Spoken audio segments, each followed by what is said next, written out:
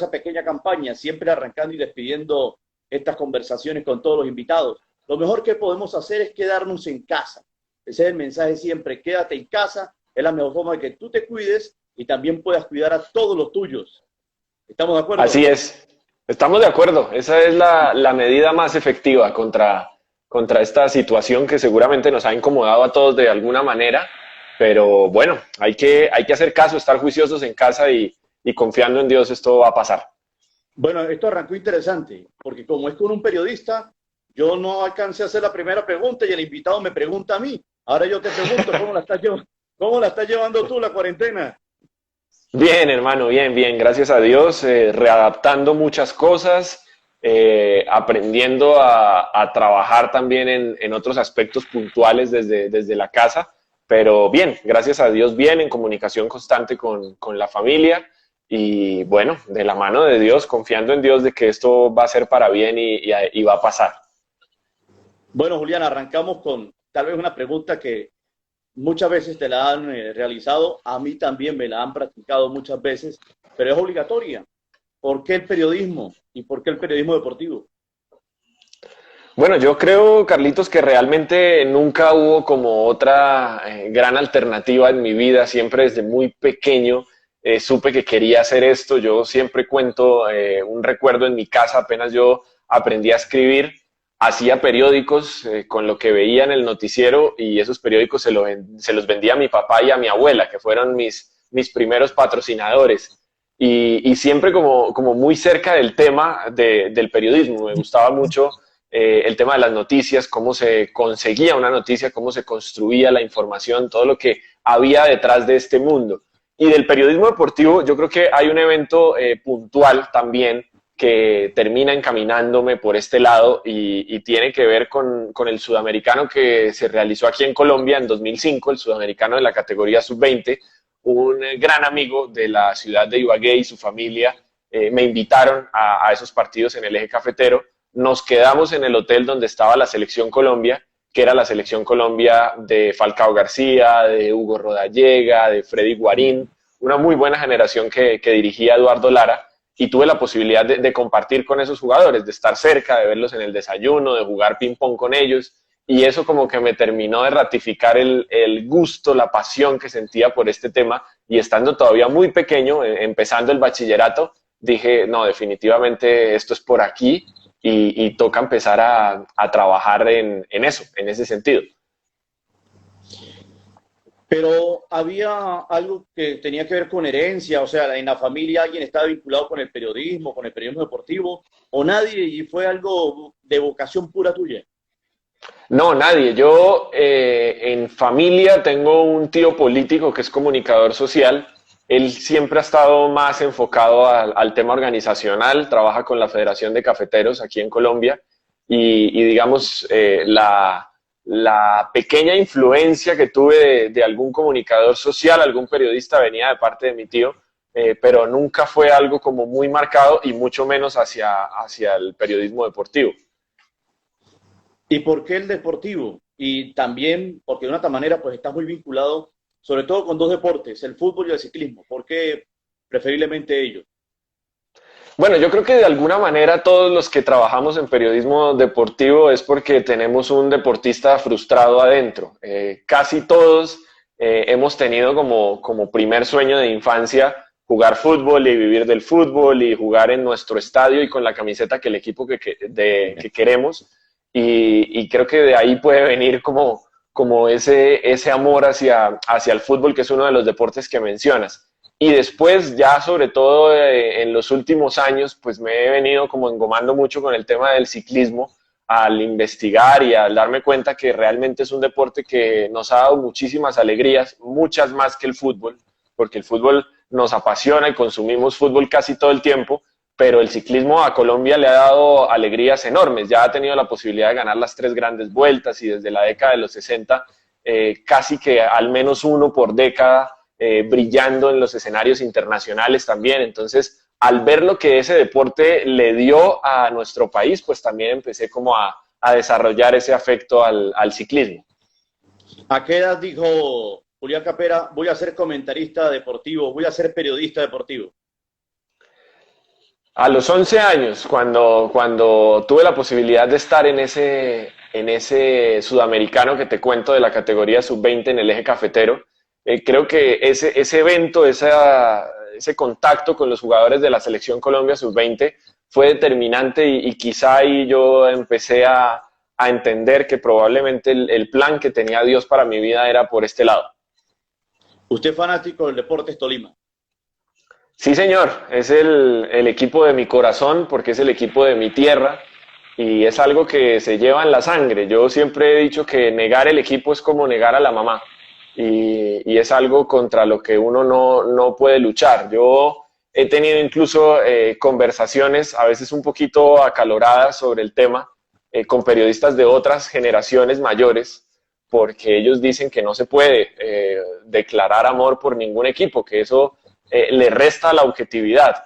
Y yo con todo el cariño y por supuesto con todo el respeto, la admiración que les tengo, les digo que a mí me parece que es todo lo contrario, que me parece mucho más honesto decirle al aficionado de entrada, mire, yo tengo sentimiento por este equipo, estas son mis razones, pero de todas maneras pues trataré cuando se haga un análisis, se dé una información, de hacerlo con el mayor equilibrio posible, pero al final creo que todos los que hemos entrado a este medio, a este juego del periodismo deportivo, tuvimos un gran amor por algún equipo de niños y renunciar a eso, pues la verdad no le veo mucho sentido, Carlitos. No, y sabes que estoy de acuerdo contigo. Te voy a dar un poquito de mi comentario siendo breve, porque estoy identificado con lo que tú dices. Tú bien sabes que así como tú eres fanático del Deportes Tolima, yo lo soy del Deportivo Táchira. Y Sí. la parte más complicada es cuando uno le corresponde comentarle partido de fútbol a ese equipo del cual uno tiene sentimientos. Esa es la parte más difícil. Pero el reto es buscar ser equilibrado, buscar ser parcial, no siempre hablar de lo bueno y de lo malo del equipo del cual uno es simpatizante, sino también equilibrar las cosas y poder sobrellevar una transmisión de fútbol comentando lo que pasa en la cancha a los dos lados. Eso es lo más complicado que hay, es eso, es verdad. Pero indudablemente todos llegamos acá porque hemos sido fanáticos al fútbol y porque ese fanatismo al fútbol fue identificado por el seguimiento a algún equipo, indudablemente. Eso uno no lo puede olvidar ni dejar a un lado.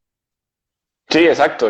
Yo coincido contigo, coincido en esa dificultad de tener que cubrir en algún momento al equipo de uno y creo que a veces la gente critica que tú te declares seguidor o que tengas vínculo con algún equipo porque crees que siempre vas a salir en defensa de ese equipo y a verle solo las cosas buenas y yo siento que es todo lo contrario. Uno como con la familia, a veces uno con los hermanos se vuelve más crítico que con los demás, porque uno siente que puede dar más, uno conoce las condiciones que tiene para rendir mejor y se vuelve a uno a veces más crítico que los que están afuera. Sí, señor. Bueno, para los que se van ingresando a nuestra conversación, los que se unen también, bien pueden hacer una pregunta a nuestro invitado el día de hoy, a Julián Capera, para que también empecemos a dialogar todos con él. Julián, ¿cuándo ingresas a los medios de comunicación? ¿Cómo se dio esa oportunidad? ¿A través de quién? ¿Fue en Ibagué o fue en Bogotá? Pues Carlitos, yo estando en Ibagué en el colegio todavía, porque yo viví en Ibagué hasta que terminé el colegio, tuve la posibilidad de tener mis primeros acercamientos en los medios de comunicación en una emisora que se llama Radio Super del Tolima, en la emisora de la Policía Nacional. Me daban chancecitos ahí de hacer programas para los jóvenes, para los colegios. En Radio Super tenía un programa los domingos por la noche en los que en una hora hacía el resumen de todo lo que había pasado en las ligas internacionales y fue como mi primer acercamiento a los medios de comunicación. Ya estando en Bogotá, trabajé mucho con los medios de la universidad, con la emisora de la Universidad Jorge Tadeo Lozano, y tenía por ahí una corresponsalía con un diario virtual de España que se llamaba Diario Crítico y su versión en Colombia se llamaba Vínculo Colombia. Pero mi primer trabajo de verdad, digamos, y mi primer sueldo lo vine a recibir en Caracol Radio. Yo empecé a hacer prácticas en Caracol a mediados del año 2014. Antes de terminar la práctica tuve la bendición de que me llamaran a firmar contrato y en noviembre del año 2014 firmé mi primer contrato con Caracol y fue como como el inicio formal de esta vida en los medios, pero como te digo, desde casi 10 años atrás yo venía haciendo cosas donde me dieran chance, así no me dieran ni para la gaseosa. Entonces arrancó en el año 2000. En el año 2000, digamos que en el año 2004 fue la primera vez que yo empecé a hacer un programa de radio, que fue la posibilidad que tuve en la emisora de la Policía Nacional. Pero en el año 2014 es cuando llega esa posibilidad y ese primer contrato con Caracol. Pero a ver, usted es muy joven, ¿qué edad tiene usted, Julián? Yo tengo 25 años. 25 años.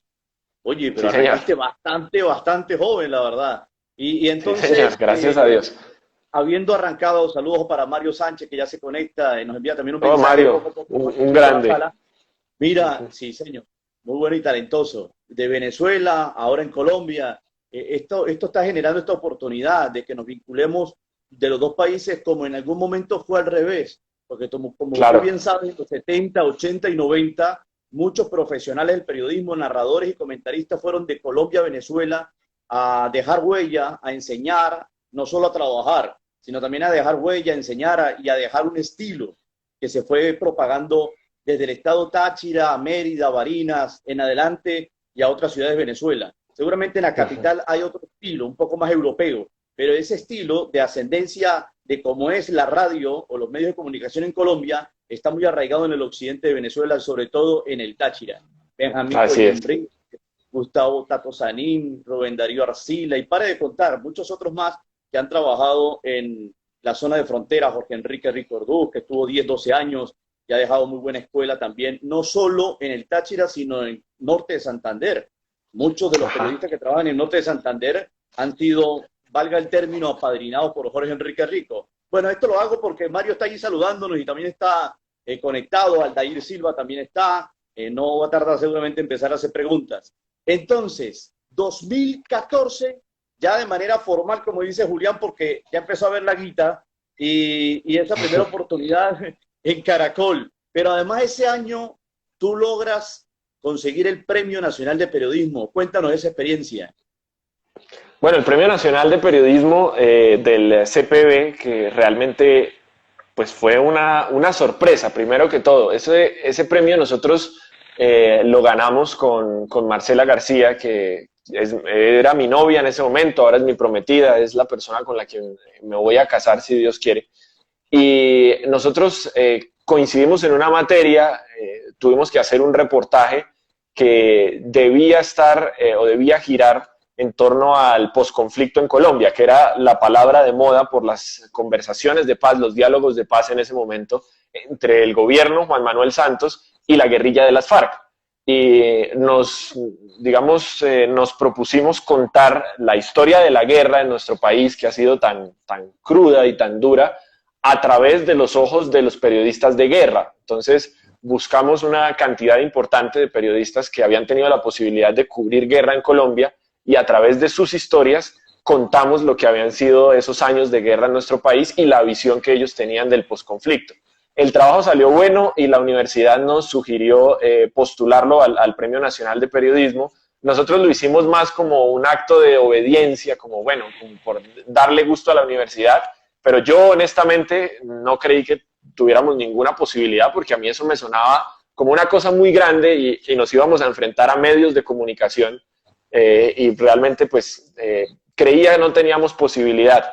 Yo no iba a ir a la ceremonia, tenía otro evento esa noche, y ese día por la mañana me llamaron y me dijeron, ustedes tienen que venir porque están en los 3 finalistas. Ya ahí la cosa cambiaba y ya estando en los 3 finalistas, al menos nos iban a ponchar en cámara un ratico y ya con eso valía la pena. Y cuando anuncian el ganador y somos nosotros, pues increíble. Es primero una gran sorpresa, una gran alegría, una gran bendición. Y bueno, ahí está en un lugar privilegiado ese trofeo por lo que significa un Premio Nacional de Periodismo en nuestro país y porque pues lo ganamos siendo muy chiquitos, siendo estudiantes de comunicación social todavía. Claro, y con una temática nada que ver con el deporte. Exacto, sí, porque ahí no había chance, los parámetros estaban marcados, ese era el tema, ya nosotros podíamos darle el enfoque que quisiéramos, pero el tema debía ser ese. Y bueno, yo realmente lo disfruté mucho, hicimos un trabajo de reportería muy chévere para ese trabajo, después sentarnos a organizar el material, a escribir el documental, a montar la página, porque eso lo convertimos en una web, en una página de internet, y fue un trabajo que yo disfruté mucho, sin pensar que teníamos posibilidad de pelear por algo, de pelear por un premio, y ya cuando llegó, pues sin ninguna duda fue una alegría enorme. El Premio Nacional de Periodismo, tanto para Julián como para tu novia, hoy en día tu prometida, ya nos hablará de eso, para cuándo va el matrimonio. Pero el premio les dio la oportunidad de abrir puertas, abre puertas el Premio Nacional de Periodismo. Sí, claro, empezando porque yo entro a Caracol cuando voy a mitad de la carrera, por protocolo, digamos, por reglamento de la universidad, yo todavía no podía hacer prácticas porque no tenía los créditos suficientes. Cuando yo termino quinto semestre, estoy en vacaciones en Ibagué y veo una convocatoria que hace Diego Rueda en su cuenta de Twitter para los estudiantes de comunicación que quisieran hacer práctica en el alargue en ese momento. Yo Sí, envío mi señor. hoja de vida, Caracol me llama, ya en la hoja de vida estaba el premio, Caracol me llama y me dicen que me presente a entrevista, me mencionan el premio, entonces ahí ya se abre la primera puerta y después de hacer el proceso de selección, quedo yo, me acuerdo que ese día se presentaron otros 12 estudiantes y quedo yo y Caracol me dice, bueno, listo, vamos a formalizar el tema. Cuando voy a la universidad me dicen, no, es que usted no puede porque no tiene todavía los créditos que se necesitan para hacer prácticas. Usted puede hacer prácticas por allá cuando haya pasado séptimo, octavo semestre. Y ahí, después de una conversación con la gente de la facultad, el premio es el que sirve de llave también, porque yo digo, bueno, miren lo que está pasando, nosotros ganamos este premio hace algunos meses, esto es bueno para la universidad, ayúdenme. Y finalmente recibo el respaldo de la universidad y estando muy chiquito, pues arranco prácticas en Caracol. Digamos que el premio marcó la excepción, sin duda alguna. Exactamente, Pero así bendito, es, Carlitos. bendito premio, porque bueno, te ha dado la oportunidad de, sí, claro. Y mira la cosa de la vida, tú ni le hacías mente al tema del premio, al tema del trabajo que ustedes habían realizado, ni pendiente. Y como bien dices tú, no fue sino hasta horas previas, días previos al evento, que te dicen tienes que ir porque tienes que ir, estás entre los tres primeros, no puede faltar. Y bueno, va a tocar que ir entonces. Y termina siendo premiado y mira todo lo que ha originado entonces a partir de ese 2014 con el Premio Nacional de Periodismo y tu arranque e inicio de manera formal en Caracol Radio, de la mano de Diego Rueda. Arranquemos con, me hablas de prácticas en el alargue, Uh-huh. ¿sí? Sí, ese fue el primer paso, fue la llegada ahí. Eh, Cuando yo Sí, arranqué prácticas, ellos estaban recién llegados del Mundial de Brasil y en correcto. ese momento y después del Mundial de Brasil, el alargue se había quedado sin productor, no tenía productor. Entonces, después de yo llevar apenas unos días, un par de semanas, Diego me llama aparte y me dice como, bueno, aquí hay un chance de que usted se quede. Normalmente para que una persona pueda quedarse en Caracol necesita tener mucho talento y usted lo tiene, pero además necesita la oportunidad, que se abra un campo. Y aquí tenemos un espacio como productor.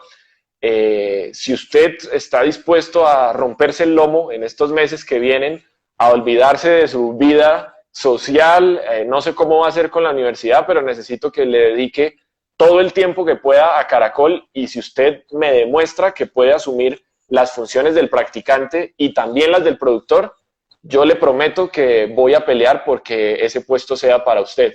Y yo lo asumí así, como uno de los grandes retos de mi vida, fue un semestre o un par de semestres muy duros porque yo seguía estudiando. Entonces, a las 7 de la mañana empezaba clases en la universidad, hasta la 1 de la tarde me iba para Caracol, estaba en Caracol hasta medianoche, a veces 1 de la mañana, 2 de la mañana, y llegaba a la casa a hacer trabajos de la universidad. Entonces fue un tiempo muy exigente, pero al final valió la pena, ellos me cumplieron y incluso antes de que yo terminara las prácticas, me faltaban como 2 meses de práctica todavía, Caracol me llamó a firmar contrato, ya como productor del alargue, que fue el primer contrato que yo firmé en Caracol. En noviembre de 2014 me comentabas, ¿no? ¿Sí? Exacto, exactamente. ahí hay que recordar que el alargue era bastante tarde, o al menos cuando tú hacías el programa, bastante tarde, cerca de las 11 de la noche, ¿no? Sí, todavía. Mantiene el mismo horario de cuando yo entré, arranca a las 9 de la noche, hora Colombia, y termina a las 11 de la noche. Sí, señor. Bueno, y ahí arrancas tu recorrido con Caracol de la mano de Diego Rueda, que te cumplió lo prometido, por llamarlo así, pero si tú no hubieses hecho las cosas como eran, ahí no había promesa que cumplir. Sin duda alguna, la constancia te dio esa gran oportunidad y la vocación. Y como yo siempre lo he dicho, no, Julián, aquí también no solamente es vocación, hay que tener pasión por esto de estar en los medios de comunicación, por el periodismo, sin duda alguna. Arrancas en Caracol, háblanos de más experiencia, no solamente el alargue, ¿qué más se vino en adelante? Bueno, de ahí en adelante empezó un proceso muy bonito de crecimiento, de entrenamientos, viajes, partidos de fútbol. Realmente fue un lugar en el que fui inmensamente feliz y en el que tuve la posibilidad de crecer, porque como les decía a mis compañeros el día que me despedí de Caracol, yo llegué aquí sin tener un solo teléfono. Tenía el teléfono de mi casa, el teléfono de mis papás y no más. Y me voy aprendiendo muchas cosas y con una agenda importante, que es lo que te da la producción. Tú lo sabes muy bien, esa tarea de conseguir, de cultivar los contactos, que es algo que se va haciendo con el tiempo, y fue una de las grandes cosas que me dejó el paso por Caracol Radio. La posibilidad de cubrir Millonarios, de acompañar Millonarios, que es uno de los equipos más grandes del país, de hacer también ahí muchas amistades, de estar en el día a día de Millonarios, los entrenamientos, los partidos en el Campín, mi primer viaje de Selección Colombia, que fue a la ciudad de Barranquilla, y ese día yo me sentía el más feliz del mundo en ese primer viaje a Barranquilla, por lo que significaba para mí estar en un partido de selección. Yo nunca había estado en un partido de Selección Colombia, y poder hacerlo, y además con la camiseta de Caracol, pues era algo que me emocionaba muchísimo. Y ya después, en los últimos 2 años que yo estuve ahí, cubrir Selección Colombia fue también un tiempo muy especial, cuando a mí me dicen, usted es la persona encargada por la cadena para acompañar a la Selección Colombia a donde ellos vayan. Fue un tiempo muy especial, tuve la posibilidad de conocer 10 países, viajé muy, muy lejos hasta Japón y Corea del Sur, acompañando a la Selección Colombia, y sin ninguna duda esos son tesoros que quedan en el corazón para siempre. Sin duda alguna, mira, ya te saludan de Ibagué, Alejo Teatro, dice que te admira, te aprecia, eres un Un crack. abrazo, Y Alejo. Aldair te hace una pregunta interrogante, ¿por qué decidió ir a ESPN, del cual vamos a hablar también? ¿Por qué decidiste ir a ESPN? Me uno a la pregunta, Aldair, y cómo se dio esa posibilidad de llegar a la televisión internacional. Bueno, otro sueño, era otro sueño que yo tenía de niño, poder hacer televisión y más en una cadena del tamaño de ESPN, que es el líder mundial en deportes. Yo desde el año pasado venía ya teniendo conversaciones con ellos me hicieron una propuesta para irme a Buenos Aires a hacer Sport Center con ellos. Fue una posibilidad que estuvo realmente cerca, nosotros lo analizamos con Marcela, lo hablamos, realmente estuvo cerca, pero la situación, nuestro momento de vida y la situación de país también de Argentina nos frenó un poquito y por supuesto nosotros somos personas que creemos en que Dios tiene un propósito con nuestra vida y tratamos de buscarlo siempre antes de tomar una decisión. Y sentimos que no era el momento. Eso quedó ahí en diciembre del año pasado y en enero de este año, estando yo en el Preolímpico con Caracol, en el eje cafetero, me llamaron nuevamente y me dijeron, bueno, tenemos una posibilidad para que usted trabaje con nosotros aquí en ESPN Colombia. Y yo dije, bueno, ahora sí va a ser el momento para hacer televisión, para irme a la casa de ESPN. La idea era seguir en ambas partes. Yo quería seguir en Caracol, quería hacer televisión y radio como hacen muchos de mis colegas. Inicialmente en Caracol me dijeron que sí, que había la posibilidad. Después, digamos que hubo un cambio de mando ahí y la intención inicial que me habían manifestado no se mantuvo, no se cumplió y me tocó decidir entre una y otra.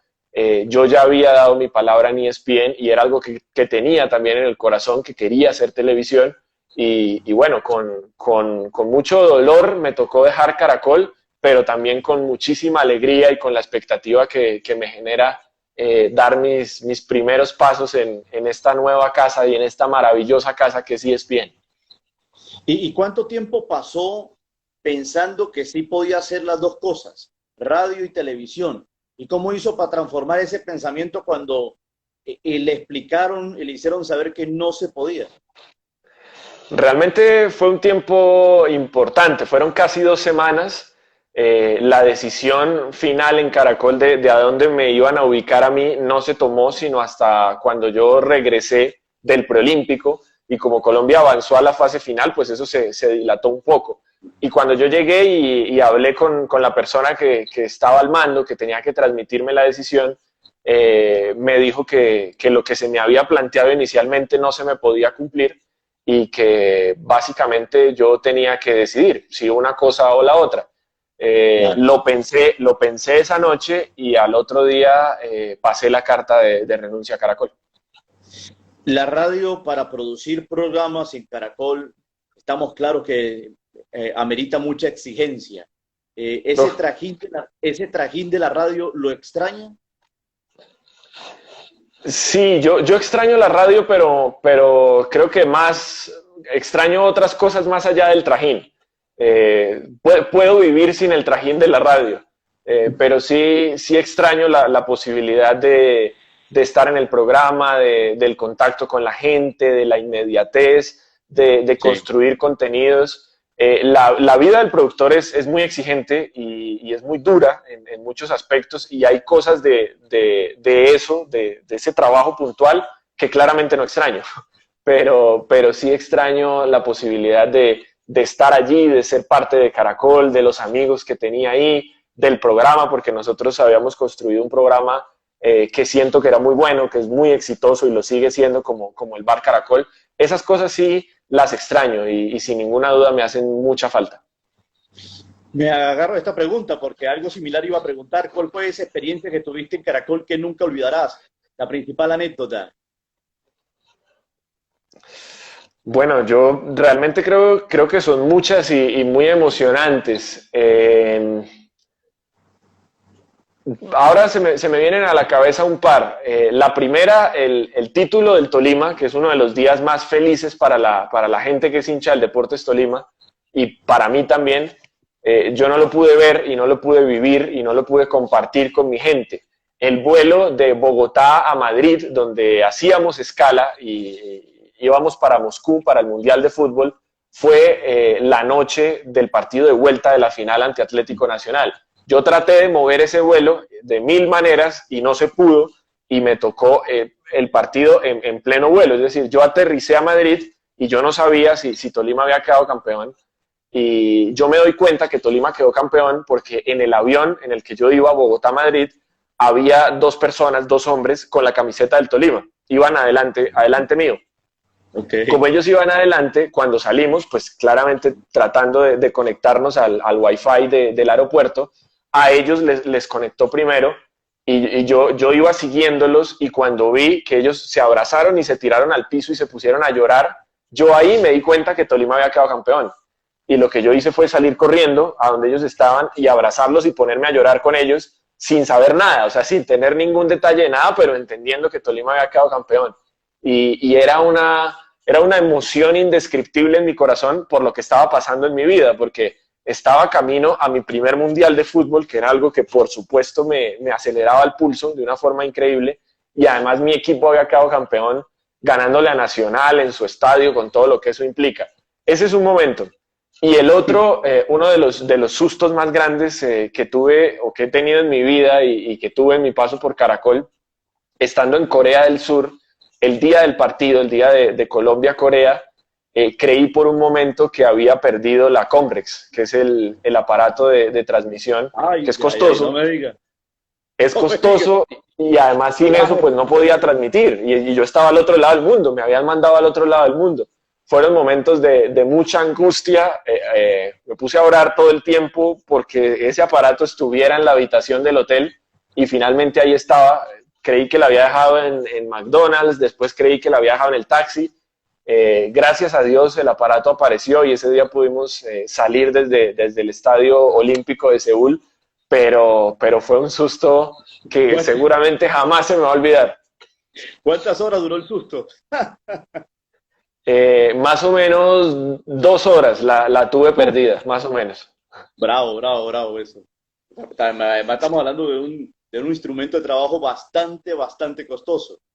Sí, claro, yo sabía que si yo había perdido ese aparato, probablemente iba a tener que pagarlo, no me iban a volver a enviar a un viaje de Selección Colombia, iba a Sí. defraudar la confianza de la cadena porque me habían mandado al otro lado del mundo a un partido y yo no iba a poder salir. Se me pasaban muchas cosas por la cabeza, fueron unos minutos, un par de horas de muchísima angustia, pero gracias a Dios apareció ese aparato y pudimos trabajar. Bueno, Julián, no se trata de halagarlo. Usted bien sabe el concepto que tengo hacia usted como periodista deportivo. De la nueva generación, para mí, y estoy claro que para muchos, usted es el mejor y es uno de los más destacados, pero para mí es el mejor. Y así como lo pienso yo, de pronto mucha gente lo puede pensar, puede que haya gente que no, pero para aquellos estudiantes de comunicación social que están empezando y que además están viviendo la experiencia ya de hacer prácticas o de ir aprendiendo en medios de comunicación, como sobre todo lo es la radio, ¿cuál es el consejo de Julián Capera para todos ellos que están acá pendientes y que seguramente van a ver esta entrevista luego? Bueno, lo primero es que sigan, que permanezcan en el camino. Yo, otra de las discusiones que tuve hace algún tiempo, una vez me invitaron a una charla en la Universidad Externado de Colombia y un colega le decía a los estudiantes de comunicación, que eran de primer, segundo semestre, que todavía estaban a tiempo de tomar una decisión de vida y estudiar otra cosa, siendo él comunicador social y periodista, que todavía ellos podían ir a su casa y decirle a sus papás, mire, yo no voy a seguir en esto porque definitivamente el periodismo es muy duro y no da plata. Y yo ese día pues tuve una discusión con él porque yo creo que hay gente buena y mala en todas las profesiones y que hay camino y hay espacio para todos en todas las profesiones y si se logra marcar diferencia de alguna manera. Entonces, lo primero es animarlos a que sigan en la lucha, que esta es una carrera muy bonita, la más bonita del mundo, como decía Gabo, y que sin ninguna duda requiere sacrificios grandes, pero también nos da maravillosas alegrías.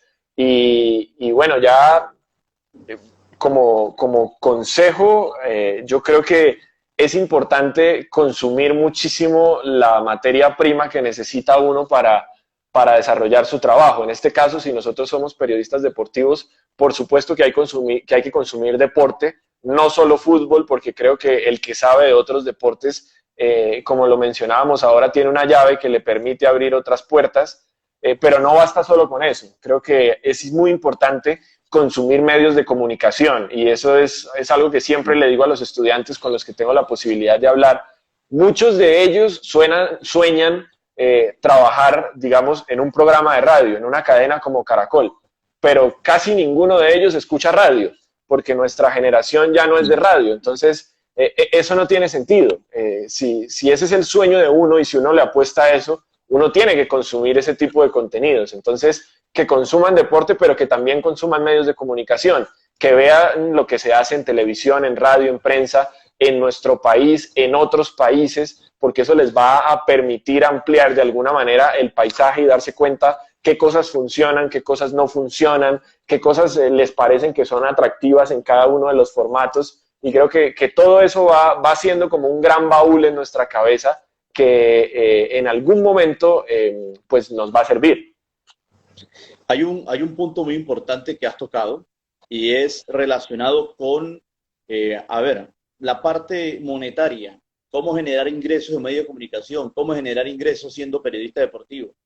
Y yo creo que también tú has apuntado algo muy importante, la preparación, la constancia, la perseverancia, no quedarse en lo básico.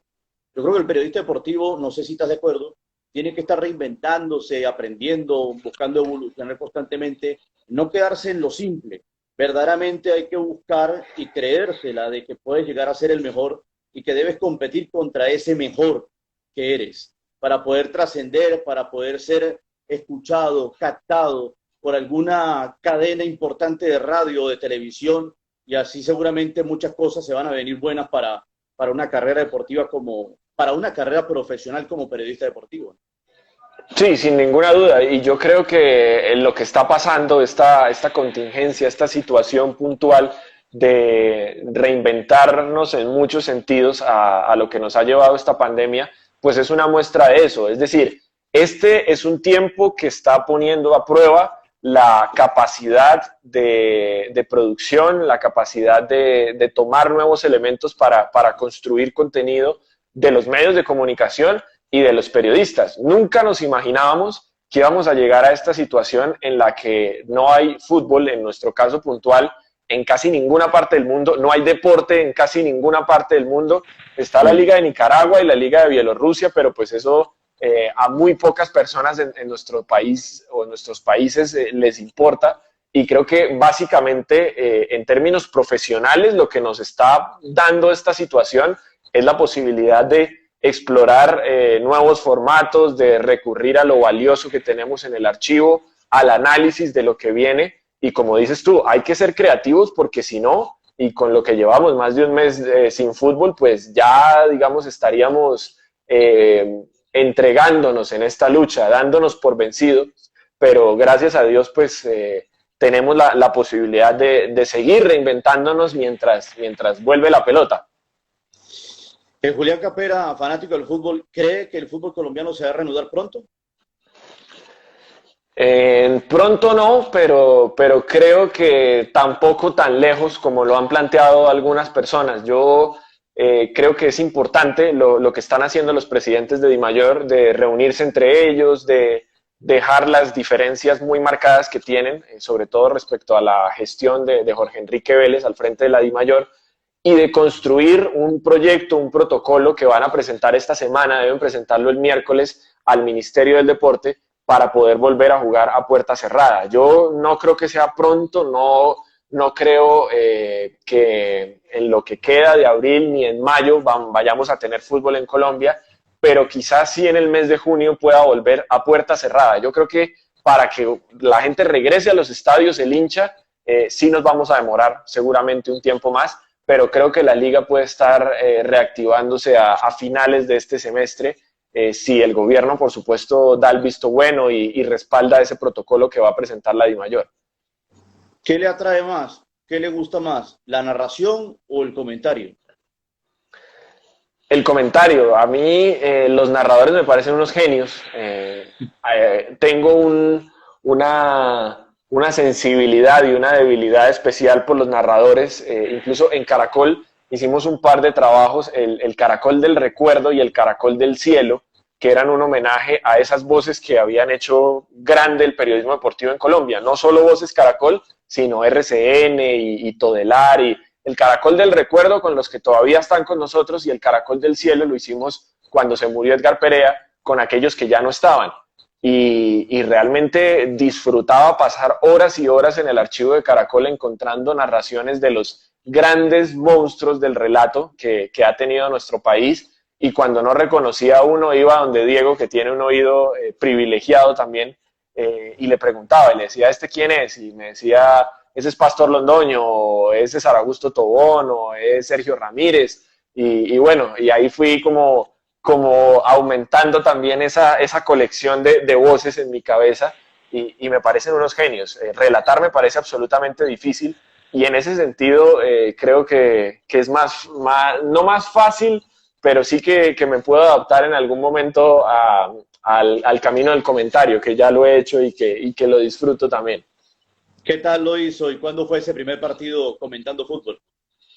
Bueno, yo en Caracol tuve la posibilidad de comentar algunos partidos en el Carrusel Deportivo, en grandes eventos, con Juliana Salazar. Tuvimos nuestro primer chance de comentar cuando la Eurocopa coincidió con la Copa América, que había 5 o 6 partidos de fútbol al día, y Caracol tuvo que hacer casi 5 equipos de transmisión. Estaba todo el mundo con alguna responsabilidad, y a nosotros nos dieron ahí algunos partidos de Eurocopa, y sin ninguna duda pues fue una experiencia maravillosa. También algunos juegos de Sudamericana, de Libertadores con Diego, tuvimos la posibilidad de acompañarlo ahí también en el comentario. Y ahora en esta experiencia que estás empezando a acumular con ESPN, ¿qué facetas has tenido? ¿En qué programas estás logrando intervenir? ¿Cómo va ese arranque en el canal líder en deportes?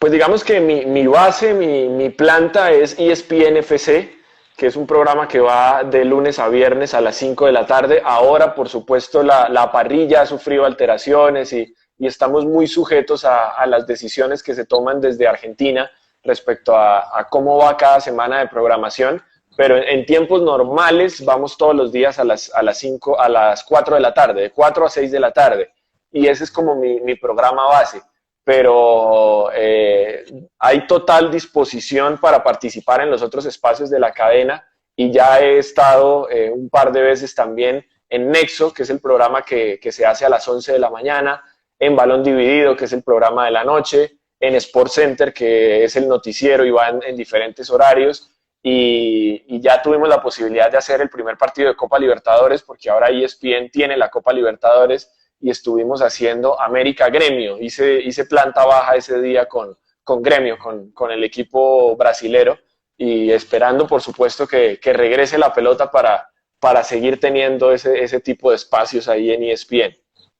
Y haciendo parte baja, ahí a ras de campo, ¿era la primera oportunidad que lo hacía en radio y ahora en televisión, en su carrera profesional, o ya había tenido la oportunidad? ¿Y qué tal la vivencia?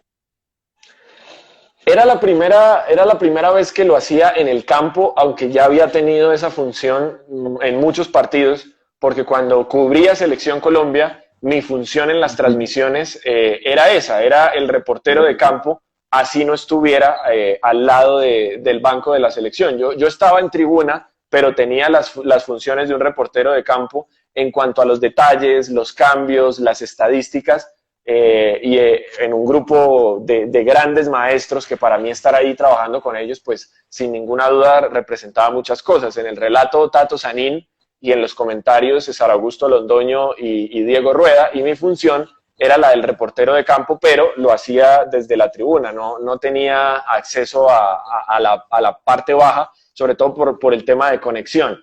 Ya ahora en ESPN ya tengo la posibilidad de hacer eso, que ya sabía cómo se hacía, por decirlo de alguna manera, pero ahí sí, al lado del banco, en este caso al lado del banco visitante y de Renato Gaucho, Renato Portaluppi, el técnico de Gremio. ¿Cuántos días antes fue pautado para ese partido por ESPN? Y cuando ya supo que le correspondía hacer ese trabajo, ¿cómo preparó ese partido, su trabajo para esa transmisión, el América Gremio, o independientemente que haya sido América Gremio, ¿cómo preparas tú una transmisión de fútbol? Bueno, yo me enteré, creo que 5 o 6 días antes del partido. Nos dijeron o nos notificaron ya de manera oficial que ESPN tenía los derechos y que iba a transmitir la Copa Libertadores y el grupo que viajaba, y me notificaron a mí que yo iba a ser el reportero de campo del equipo visitante. Yo preparo los partidos con un cuaderno grande que tengo, en el que al abrirlo en las 2 hojas, digamos, me cabe toda la plantilla del equipo. Entonces esa es mi primera hoja de consulta. Entonces en orden de numeración anoto nombre, número, posición, edad, estatura, la biografía, dónde ha estado antes, qué cosas ha ganado, y si tiene algún dato especial, algún dato que lo haga particular. En este caso, si ha jugado en Colombia, si ha enfrentado equipos colombianos, si habla español por alguna razón, para tener también en mente a cuál de ellos se puede abordar al terminar el partido, porque no todos los jugadores brasileños acceden a contestar en español. Entonces, en este caso también ese detalle de cuáles hablaban español lo ponía ahí al término de la columna. Y después de llenar esa primera hoja con los datos puntuales de cada jugador, en la segunda hoja hago un ejercicio similar, pero con el equipo. Entonces, los antecedentes del equipo, los apodos que tiene, cómo viene, cómo llega, cómo está en la liga de su país, cómo le ha ido enfrentando a colombianos la última vez que estuvo en nuestro territorio. Y bueno, creo que ese es un un trabajo de varias horas y de varios días que siempre hago cuando tengo la posibilidad de estar en una transmisión para poder aportar cosas diferentes y para demostrarle de esa forma también mi respeto al que está del otro lado del radio o el televisor. Muy bien, espectacular. Julián, ¿qué siente Julián Capera al entender que muchos periodistas jóvenes que ya están arrancando, que ya están haciendo radio o televisión en muchas ciudades de Colombia, en muchas regiones de Colombia? Te digo particularmente acá en Cúcuta, pues hay una camada de talento joven impresionante, tanto hombres como mujeres. ¿Qué siente? ¿Cómo, cómo soporta el peso de la responsabilidad, a ver, de lo tanto que logras inspirar en esos jóvenes, seguir haciendo carrera, seguirse preparando, seguir estudiando, pero también seguir manteniéndose en ese comienzo de carrera profesional al ver lo que tú poco a poco vas logrando y sobre todo la reputación tan importante que estás logrando siendo muy joven? Yo creo que lo primero que hay en mi corazón cuando de alguna manera siento señales de eso es un agradecimiento profundo, porque yo sé que he hecho mi trabajo, que no ha sido fácil, que me ha tocado vivir días muy duros lejos de casa para poder construir lo que he construido y para estar donde estoy, pero siento que sin la bendición y sin la gracia de Dios esto no habría sido posible. Entonces, lo que siento sobre todo es agradecimiento hacia Él por permitirme estar donde estoy y porque siento que es Dios quien ha hecho el camino, quien ha abierto puertas y agradecimiento, digamos agradecimiento hacia arriba y agradecimiento hacia los lados también por esas personas que he tenido la posibilidad de encontrarme en el camino, que han sido grandes maestros a los que les he aprendido un montón de cosas y que sin la participación puntual de ellos en mi vida, probablemente yo también estaría en otro punto del camino. Entonces, realmente no me lleno de autoelogios en ese sentido y de vanidad, por decirlo de alguna manera, sino de agradecimiento por lo que he tenido la posibilidad de vivir y porque sé que este camino es muy largo y que Sí. todavía queda mucho por aprender. No, imagínate, ¿cuánto llevas? ¿Vas para 6 años? Sí, pues realmente yo estoy haciendo radio desde los 11, pero digamos en una empresa formal llevo 6 años. Vas para 14 años. En realidad vas para 14 años entonces. Y lo que falta por recorrer, sin duda alguna. Julián, ¿qué quería comentarle? ¿Qué quería preguntarle? Lo siguiente, ¿quiénes son las 3 personas más influyentes desde el momento en que arrancó a trabajar en medios de comunicación? Por llamarlo de alguna manera, sus principales padrinos. Bueno, yo creo que sin ninguna duda en ese grupo están Diego Rueda, que fue como la primera persona que me acogió ahí en Caracol y con la que tuve la posibilidad de trabajar hasta el último día en esa compañía. Iván Mejía, no tuve la fortuna de estar tanto tiempo trabajando junto a él, pero en esas pocas conversaciones que tuve y la posibilidad de hacer partidos de él, partidos de Champions League, partidos de selección, sin ninguna duda es un maestro y bastó un par de encuentros con Iván para aprenderle también muchísimas cosas y tuve un par de conversaciones con él en Moscú, en el Mundial de Rusia, que no se me olvidan y que han quedado ahí muy marcadas sus enseñanzas. Por ahora se me ocurren esas dos. Yo sé que hay mucha gente, pero digamos al nivel de ellos dos, la influencia en mi carrera por ahora la de ellos dos. Y cuando arrancó ese gusto y esa idea, ese sueño por llegar a los medios de comunicación, a la radio, a la televisión, la prensa escrita, cuando se dé la oportunidad, estar en medio de todos estos medios digitales que también sirven para comunicar muchas cosas de lo que a uno le gusta en esto del tema del deporte también. ¿Quiénes eran los referentes, aquellos que tú escuchabas cuando aún no habías ingresado a los medios de comunicación o cuando apenas entraba? ¿Quiénes eran esos referentes que tú escuchabas o veías? Bueno, yo sin ninguna duda creo que el pulso del fútbol original marcó a varias generaciones en nuestro país y por supuesto a mí me tocó y era parte de la cotidianidad de escuchar a Iván Mejía y a Hernán Peláez todos los días a la 1 de la tarde. No había posibilidad de evadir ese compromiso. Entonces crecí escuchando el pulso del fútbol y a ese par de maestros. Además, volví a escuchar a Peláez a las 4 de la tarde en La Luciérnaga, que en esa época, sigue siendo un gran programa, pero en esa época era un show espectacular. Y no me perdía también la Luciérnaga cuando la conducía Hernán Peláez. Y yo escuchaba La Largue y me entretenía mucho, me parecía un programa muy divertido.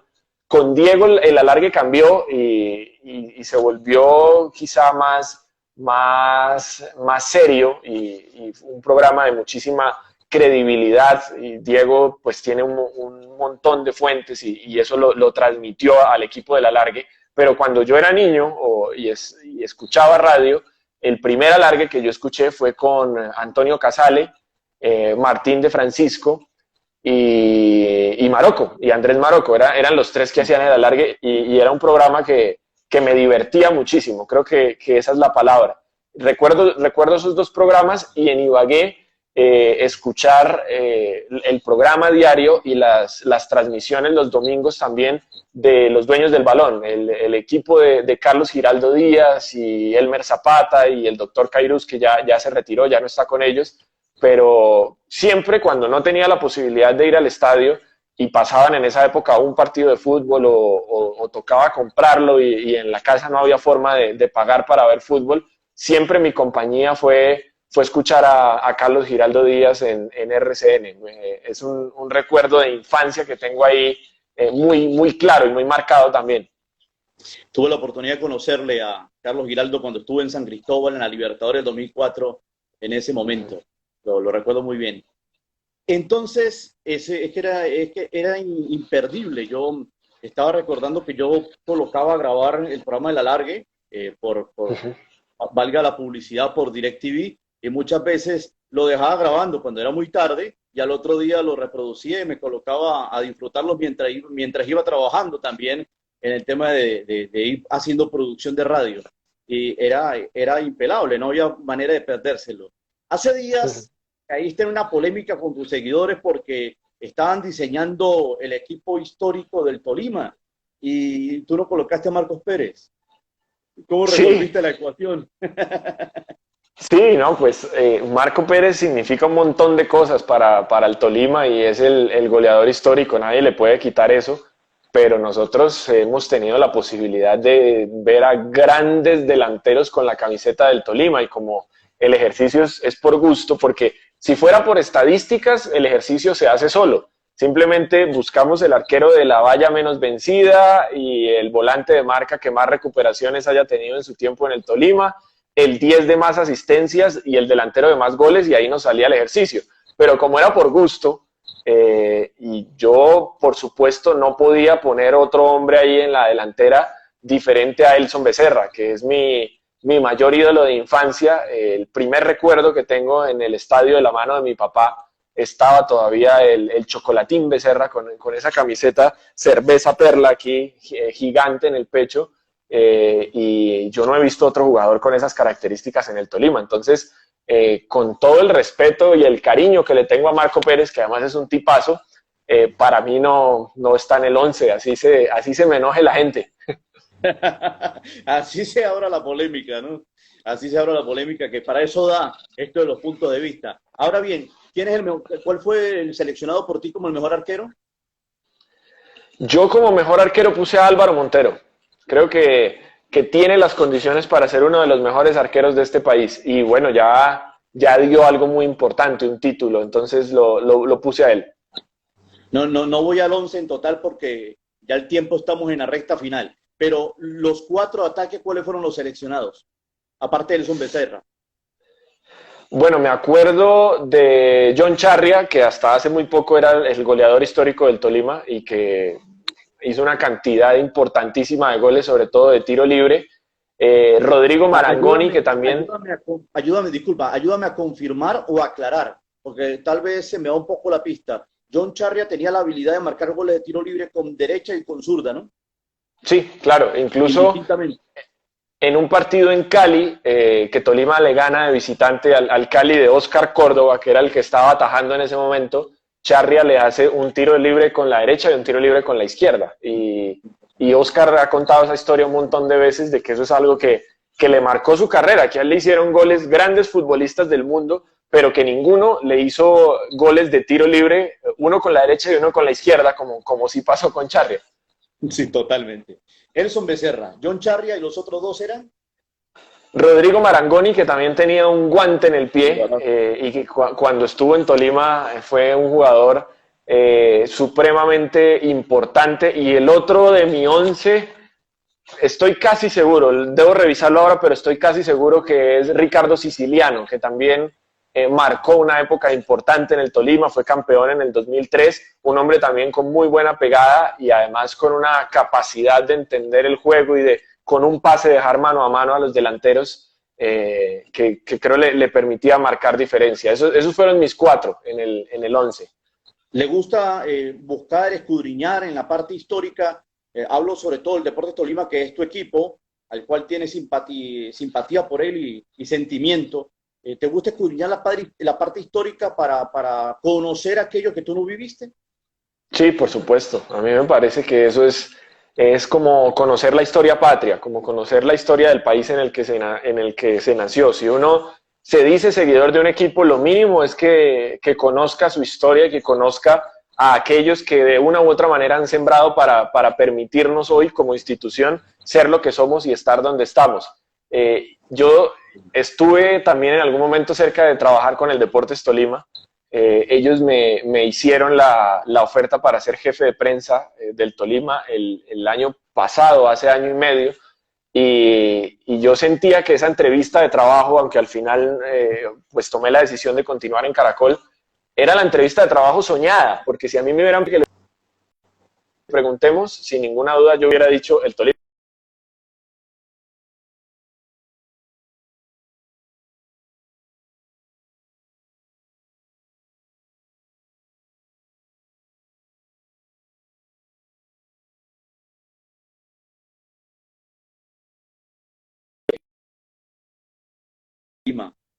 A ver si Julián, recuperamos la señal. Sí, Estaba ahí te cerrando tengo. ya la historia con lo de la propuesta de ser jefe de prensa en el Deportes Tolima, que al final no se llevó, ¿no? Y ya estamos en el último minuto, nos van a venir cortando en cualquier momento. Oye, la verdad, quiero agradecerte haber aceptado esta invitación para conversar un rato, no solo de fútbol, de periodismo, sino también de tu muy buena carrera hasta el momento profesional. Y muchas gracias, la verdad. No, gracias, Carlitos. Sabes que la admiración es mutua, que somos hermanos, como lo has dicho antes, y que tiramos para el mismo lado. Y muchas gracias por este tiempo. La verdad, se pasó rapidísimo, lo disfruté mucho.